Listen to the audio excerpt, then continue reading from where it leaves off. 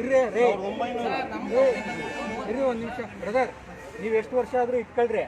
ನಮಗೆ ಬೇಕಾಗಿರೋದು ಏನು ಗೊತ್ತಾ, ನೀವು ಟೋಲ್ ರಸ್ತೆ ಮಾಡಿದ್ದೀರಾ, ಸರ್ವಿಸ್ ರಸ್ತೆ ಕೊಡಿ, ಸ್ಥಳೀಯ ಸರ್ವಿಸ್ ರಸ್ತೆ ಕೊಡಿ, ಪಕ್ಕದ ಸರ್ವಿಸ್ ರಸ್ತೆ ಕೊಟ್ಬಿಟ್ಟು ನೀವು ಟೋಲ್ ಎಲ್ಲಿದೆ ಯಾಕೆ ಕೊಡಕ್ಕಾಗಲ್ಲ?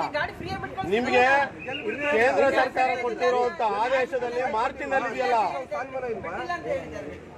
ನೋಡ್ರಿ ಬ್ರದರ್, ನಾವ್ ಹೇಳೋದು ಏನ್ ಗೊತ್ತಾ, ನಾವ್ ಕೇಳೋದು ಇಷ್ಟೇನೆ ಸರ್. ನೀವು ಗಾಡಿ ಅವರಲ್ವಾ? ನಮ್ದು ಒಂದೇ ಅಜೆಂಡಾ, ನಮ್ದು ಒಂದೇ. ನೀವು ಗಾಡಿ ತಗೋಬೇಕಾದ್ರೆ ರೋಡ್ ಟ್ಯಾಕ್ಸ್ ಕಟ್ಟಿದ್ದೀರಾ ಕಟ್ಟಿಲ್ವಾ?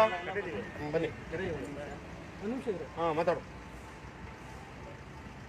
ನೋಡಪ್ಪ, ನಾವು ನಮ್ಮದು ಒಂದು ಅಜೆಂಡಾ ಇದೆ.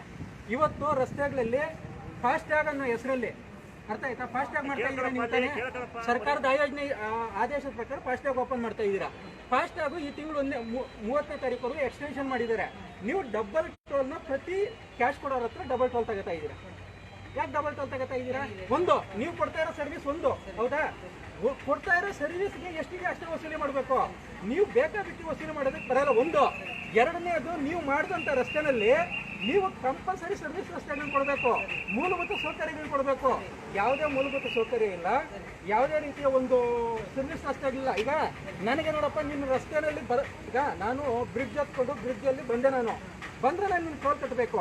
ನಾನು ಇಲ್ಲಿ ಯಾವುದೋ ಪಕ್ಕದಲ್ಲಿನಲ್ಲಿ ನಮ್ಮ ಸಡಕನೋ ಇಲ್ಲ ನಮ್ಮ ಸಂಬಂಧಿಕನೋ ಇನ್ನೊಬ್ಬರು ಇರ್ತಾರೆ, ನಾವು ಓದಿರ್ತೀವಿ, ಓದಿಟ್ಟು ನಾವು ಬರ್ತೀವಿ, ಬಂದರೆ ನಾನು ಟೋಲ್ ಹೋಗ್ಬೇಕು ಅಂತಂದ್ರೆ ಯಾವ ರೀತಿ ಆಗ್ತದೆ ಅಲ್ವಾ? ನಾವು ಕೇಳೋದೇನು, ನೀವು ಎಕ್ಸಾಮ್ಷನ್ ಮಾಡೋದು ಬೇಡ, ನೀವು ಸರ್ವಿಸ್ ರಸ್ತೆ ಕೊಡಿ. ನಮ್ಗೆ ಇಷ್ಟ ಇದ್ರೆ ನಿಮ್ಮ ಟೋಲಲ್ಲಿ ಬರ್ತೀವಿಲ್ಲ ಅಂದ್ರೆ ನಾವು ಸರ್ವಿಸ್ ರಸ್ತೆನಲ್ಲಿ ಹೋಗ್ತೀವಿ. ಒಂದು. ಎರಡನೇದು, ಪ್ರತಿ ಟೋಲ್ಗೆ ಇವಾಗ L&T ಟೋಲ್ ಅಲ್ವಾ, ಒಂದೊಂದು ಟೋಲ್ಗೆ ಇಷ್ಟಿಷ್ಟು ದಿವಸ ಅಂತ ಹೇಳ್ಬಿಟ್ಟು ಗುತ್ತಿಗೆ ಕೊಟ್ಟಿದ್ದಾರೆ, ಆಯ್ತಾ? ಸರ್ಕಾರಗಳು ಇವತ್ತು ನಾವು ಒಂದು ವೆಹಿಕಲ್ ತಗೊಂಡ್ರೆ ಪ್ರತಿ ವೈಟ್ ಬೋರ್ಡ್ ವೆಹಿಕಲ್ಗೆ ಇಷ್ಟು ಲಕ್ಷ ಅಂತೇಳಿ ನಾವು ನಮ್ಮ ತೆರಿಗೆನ ಕಟ್ತಾ ಇದ್ದೀವಿ. ಏನು ರೋಡ್ ಟ್ಯಾಕ್ಸ್ ಅಂತ ಕಟ್ತಾ ಇದೀವಿ. ಎಷ್ಟು ಕಟ್ತಾ ಇದೀವಿ? 12ರಿಂದ 22% ರೋಡ್ ಟ್ಯಾಕ್ಸ್ ಕಟ್ತಾ ಇದೀವಿ. ಇಷ್ಟೆಲ್ಲ ನಾವು ಕಟ್ತಾ ಇದ್ರು ಸಹ ಪ್ರತಿ ಲೀಟರ್ ಪೆಟ್ರೋಲ್ ಮೇಲೆ 8 ರೂಪಾಯಿ ರೋಡ್ ಸೆಸ್ ಅಂತ ತಗೋತಾ ಇದ್ದಾರೆ. 8 ರೂಪಾಯಿ ರೋಡ್ ಸೆಸ್ ಏನು ಕಟ್ತಾ ಇದೀವಿ? ರೋಡ್ ಡೆವಲಪ್ಮೆಂಟ್ಗೆ ಅಂತ. ಸರ್ಕಾರಗಳು ನಮಗೆ ತೆರಿಗೆ ಆದರೂ ತೆಗಿಬೇಕು, ಅಂದ್ರೆ ರೋಡ್ ಟ್ಯಾಕ್ಸ್ ಅಂತ ಏನು ತಗೋತಾ ಇದ್ದಾರೆ ಅದನ್ನ ತೆಗಿಬೇಕು. ಇಲ್ಲ ಅಂದ್ರೆ ಈ ಸುಂಕ ಮುಕ್ತಗಳನ್ನ, ಅಂದ್ರೆ ಈ ಸುಂಕ ಮುಕ್ತ ಟೋಲ್ಗಳನ್ನ ಕರ್ನಾಟಕದ ಜನತೆ ಕೊಡಬೇಕು ಅಂತೇಳಿ ನಾವು ಈಗಾಗಲೇ ಹೋರಾಟವನ್ನು ಸ್ಟಾರ್ಟ್ ಮಾಡಿದ್ದೀವಿ. ಆ ಹೋರಾಟದ ಭಾಗವಾಗಿನೇ ನಾವು ನಿಮ್ಮ ಹತ್ರನೂ ಒತ್ತಾಯ ಮಾಡ್ತಾ ಇರೋದು. ನಾವಿಲ್ಲಿ ಸ್ಥಳೀಯರು, ಆಯ್ತಾ? ನೀವು ಕಟ್ಟೆ ಹೋಗ್ಬೇಕು ಅಂತ ಬ್ಯಾರಿಕೇಡ್ ಹಾಕಿದ್ರೆ ಕಟ್ಟೆ ಹೋಯ್ತೀವಿ.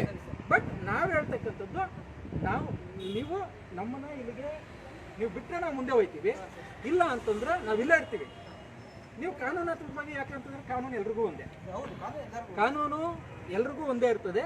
ಕಾನೂನಾತ್ಮಕವಾಗಿ ನೀವು ಏನು ಕ್ರಮ ತಗೋತೀವಿ ಅಲ್ಲಿವರೆಗೂ ನಾವು ಇಲ್ಲೇ ಇರ್ತೀವಿ, ತೊಂದರೆ ಇಲ್ಲ. ಸಂಬಂಧಪಟ್ಟ ಅಧಿಕಾರಿಗಳು ಅಥವಾ ಪೊಲೀಸ್ ಇಲಾಖೆನೋ ಯಾರಿದ್ದಾರೆ ಅವ್ರನ್ನ ಕರೆಸೋದು ನಾವು ಇಲ್ಲೇ ಇರ್ತೀವಿ, ಆಯ್ತಾ? ಬಿಟ್ಟು ಕಳಿಸಿದ್ರೆ ಮುಂದಕ್ಕೆ ಹೋಗ್ತೀವಿ.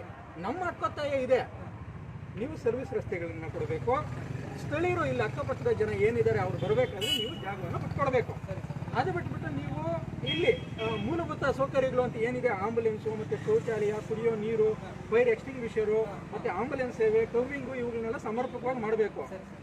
ಇದನ್ನ ನೀವು ತಿಳಿಸ್ಕೊಡ್ಬೇಕು. ಯಾಕೆಂದ್ರೆ ನೀವು ಇಲ್ಲಿ ಕಾರ್ಮಿಕರಿದ್ದೀರಿ, ನೀವು ಕನ್ನಡಿಗರಿದ್ದೀರಿ.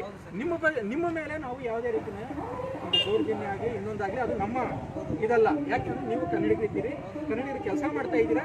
ನಿಮಗೆ ಗೊತ್ತಿರಬೇಕು, 2023ಕ್ಕೆ ನಿತಿನ್ ಗಡ್ಕರಿ ಅವರು ಹೇಳಿರೋ ಪ್ರಕಾರ ಟೋಲ್ಗಳಲ್ಲಿ ಇರ್ತಕ್ಕಂಥ ಮಾನವ ಸಂಪನ್ಮೂಲ ಏನು ಕಾರ್ಮಿಕರಿದ್ದಾರೆ ಆ ಕಾರ್ಮಿಕರನ್ನು ಕಡಿಮೆ ಮಾಡ್ತೀವಿ ಅಂತ ಹೇಳ್ತಾ ಇದ್ದಾರೆ.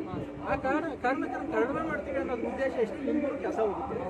ಹಾಗಾಗಿ ನೀವು ನನ್ನ ಸ್ಥಳೀಯರಿಗೆ ಮತ್ತು ಈ ಹೋರಾಟಕ್ಕೆ ಬೆಂಬಲವನ್ನು ಕೊಡಬೇಕು. ನೀವು ನಮ್ಮ ಜೊತೆ ಮಾತಾಡಿ.